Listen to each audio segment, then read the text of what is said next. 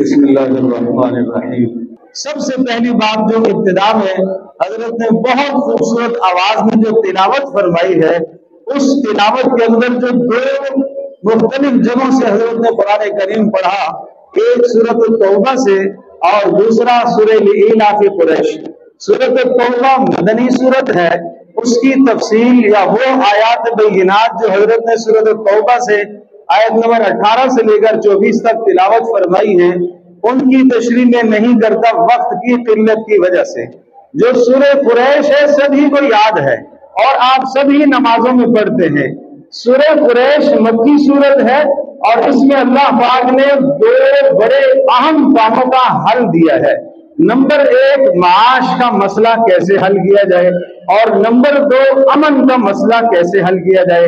آج ہمارے ملک پاکستان کے اندر معاش کے مسائل بھی ہیں، امن کے مسائل بھی ہیں۔ ان دونوں کے دونوں مسئلوں کا حل میں بتایا گیا، فَلْيَعْبُدُوا رَبَّ هَذَا الْبَيْتِ۔ اللہ تبارک تعالی وحدہ لا شریک کی بندگی اور اس کی عبادت پر محنت اور توجہ کرو۔ اللہ کی بندگی صرف نماز پڑھنے کا نام نہیں، اللہ کی بندگی صرف روزہ رکھنے کا نام نہیں، اللہ کی بندگی صرف حج کرنے کا نام نہیں۔ سمجھیے گا، اللہ کی بندگی اپنی ساری کی ساری زندگی اللہ کے حکم کے تابع کر لینا اور محمد رسول اللہ صلی اللہ تعالی علیہ وسلم کی سیرت طیبہ کرنے کا کے مطابق ڈھالنے کا نام بندگی ہے۔ یعنی اللہ تبارک تعالیٰ کے حکم کے مطابق اور محمد رسول اللہ صلی اللہ علیہ وسلم کی سیرت کے مطابق اپنی ساری زندگی کو، معاملات کو، خوشی کو، غمی کو، شادی کو، تجارت کو، معاشرت کو، سارے کے سارے معاملات کو شریعت کے مطابق کر لینا، اس چیز کا نام بندگی ہے۔ جس نے یہ بندگی کر لی، اللہ تبارک تعالیٰ اس کے دونوں مسائل حل کر دے گا، اس کے امن کا مسئلہ بھی حل ہو جائے گا اور انشاءاللہ اس کی معاش کا مسئلہ بھی حل ہو جائے گا۔ باقی آپ تمام احباب سے یہ بھی درخواست ہے کہ ہر فرض نماز کے بعد لإیلاف قریش 7 مرتبہ پڑھنے کا اہتمام کیا کریں۔ انشاءاللہ کبھی اللہ خوف نہیں پیدا کرے گا اور کبھی انشاءاللہ معاش کا مسئلہ نہیں آئے گا، کبھی تنگدستی نہیں آئے گی۔ ہر نماز کے بعد 7 مرتبہ لإیلاف قریش کو پڑھ لیا کرو، یہ سبھی کو یاد ہے۔ یہ ہو گئی پہلی بات۔ دوسری بات جو مجھے عرض کرنی ہے، پیارے پیغمبر صلی اللہ تعالی علیہ وسلم کا ارشاد گرامی ہے، ترمذی شریف کی روایت ہے اور اس روایت کے راوی حضرت انس رضی اللہ تعالی عنہ، حضرت عبداللہ بن مسعود رضی اللہ تعالی عنہ ہیں۔ وہ ارشاد فرماتے ہیں کہ رسول اللہ صلی اللہ علیہ وسلم نے ارشاد فرمایا، تابعوا بین الحج والعمرۃ، مسلسل حج اور عمرہ کرتے رہا کرو۔ کیوں؟ فرمایا فإنہما ينفیان، یہ دونوں کے دونوں حج اور عمرہ دونوں کے دونوں ينفیان الفقر والذنوب، یہ دونوں کے دونوں گناہوں کو دور کر دیتے ہیں، یہ دونوں کے دونوں گناہوں کو دھو دیتے ہیں۔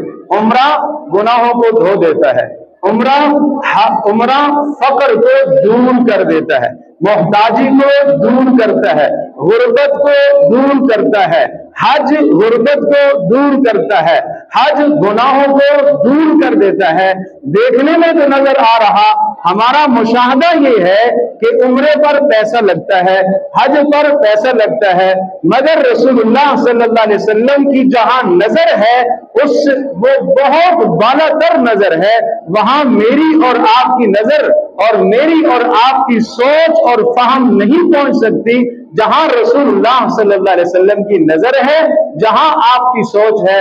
آپ نے دیکھا، مشاہدہ فرمایا اور امت کو متنبہ فرمایا، کہا دیکھنے میں تمہیں لگے گا حج سے پیسہ کم ہو گیا ہے، عمرہ کرنے کی وجہ سے پیسہ کم ہو گیا ہے، مگر تمہیں ایمان رکھنا چاہیے اس بات پر کہ حج بھی غنا اور مالداری لے کر آئے گا، عمرہ بھی غنا اور مالداری لے کر آئے گا، اور جس طرح سے حج اور عمرہ دونوں مالداری لاتے ہیں، دونوں گناہوں کو دور کرتے ہیں، آپ نے ارشاد فرمایا دونوں کے دونوں ایسے گناہوں کو دور کرتے ہیں کما ينفع القیر خبث الحدید والذهب والفضة، جس طرح سے بھٹی، لوہار کی بھٹی آپ نے دیکھی ہے، وہ اس کے اندر لوہا ڈالا جاتا ہے تو لوہے کا زنگ اترتا ہے، بٹھی کے اندر سونا ڈالا جاتا ہے تو وہ خالص ہو جاتا ہے، چاندی ڈالی جاتی ہے تو خالص ہو جاتی ہے۔ فرمایا جس طرح سے سونا، چاندی اور لوہا صاف ستھرا ہو جاتا ہے، اس طرح سے حج اور عمرہ آدمی کو گناہوں سے صاف اور ستھرا کر دیتے ہیں۔ تو طے بات ہے، اللہ کے نبی صلی اللہ علیہ وسلم نے فرمایا کہ حج اور عمرہ غنا لاتے ہیں، مالداری لاتے ہیں۔ تو آؤ نیت کرتے ہیں انشاءاللہ ثم انشاءاللہ ہم حج اور عمرے کے لیے اپنا انتظام کریں گے۔ اس کے لیے ایک عمل بھی بتاتا ہوں، سب کا شوق ہوگا نا، کس کس کو شوق ہے بھائی؟ سب کو شوق ہے، کس کو نہیں شوق بھائی؟ کس کو نہیں شوق بیت اللہ کی زیارت کرنا، پیارے رسول صلی اللہ علیہ وسلم کے دروازے پر، دیدار پر، آپ کے دربار پر حاضر ہونا کس کا شوق ہے؟ آنکھیں ترستی ہیں یہ منظر دیکھنے کو، آنکھیں ترستی ہیں یہ منظر دیکھنے کو، اور کتنے ایسے ہوتے ہیں تڑپتے رہتے ہیں، تڑپتے رہتے ہیں، اور اللہ تبارک تعالیٰ اس طلب کے بعد انہیں موقع عطا کیا کرتا ہے۔ اس کے لیے میں عمل بتاتا ہوں۔ ایک تو یہ عمل کیا کرے، جب اذان ہو جائے اذان کا جواب دے، پہلے اذان کا جواب دے، اذان ختم ہو جائے اور اس کے بعد ایک مرتبہ درود شریف پڑھے، اس کے بعد اللہم رب ھذی الدعوۃ التامہ جو اذان کی دعا ہے وہ پڑھے، اس کے بعد صرف ایک بار لبیک اللہم لبیک پڑھے، صرف ایک بار پڑھ لے، اس نیت سے پڑھ لے کہ اللہ مجھے بلا لے، اپنے دربار میں مجھے بلا لے، مجھے حاضر کر لے، اس جذبے سے پڑھیے۔ دوسرا کام یہ کریں کہ اپنے اسباب کے درجے میں جو جمع خرچ ہے کرتے رہے۔ آپ کے پاس بڑے پیسے نہیں ہیں، بہت زیادہ مال نہیں ہے، ارے جو گنجائش ہے ہر مہینے کی جو سیونگ آپ کے پاس ہوتی ہے، 1000 ہے، 5000 ہے، 10,000 ہے، 100 ہے، جو ہے اس نیت سے علیحدہ کرتے رہیں کہ یہ عمرے کے پیسے ہیں، یہ حج کے پیسے ہیں۔ اور تیسرا کام اللہ سے مانگتے رہیں انشاءاللہ ثم انشاءاللہ، جو سچے یقین کے ساتھ، صدق دل کے ساتھ یہ عمل کرے گا، اللہ تبارک تعالیٰ سال کے اندر اس کو اس کی توفیق عطا فرمائے۔ گزشتہ سال میں نے یہ عمل بتلایا، اور اس سال حج سے پہلے ایک صاحب میرے پاس آئے جو ٹیکسی ڈرائیور ہیں، اور انہوں نے کہا مولوی صاحب میری کیا حیثیت تھی کہ میں حج کرتا، پچھلے سال جو آپ نے عمل بتلایا تھا اس عمل کو پابندی سے کرتا رہا، آج اللہ نے میرے لیے بھی اسباب پیدا کر دی اور میں بھی حج پر چاہتا۔ یہ کیا ہے؟ یہ جو سچی طلب اور طلب اللہ کو دکھاتا ہے نا، اللہ اس کے لیے اسباب پیدا کرتے۔ تیسری اور آخری بات، یہ حج اور عمرہ کرنے کے لیے سفر کرنا پڑتا ہے۔ کہاں جانا پڑتا ہے؟ مکہ مکرمہ جانا پڑتا ہے، اور پھر مکہ مکرمہ کے بعد اگرچہ مدینہ منورہ میں حج اور عمرے کا کوئی عمل نہیں ہے، لیکن رسول اللہ صلی اللہ علیہ وسلم کی روضے کی زیارت کے لیے جانا پڑتا ہے۔